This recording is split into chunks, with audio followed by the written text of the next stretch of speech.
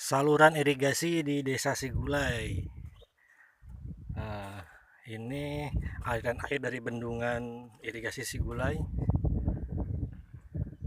sampai ke beberapa desa di Semelu Barat.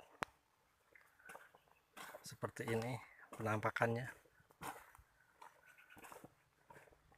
Sudah hampir mau selesai ya. Tinggal beberapa titik yang belum selesai. Ini sangat berguna untuk pertanian ke depannya. Wah, untuk siram pohon-pohon palawija di perkebunan sangat membantu sekali dari sektor pertanian.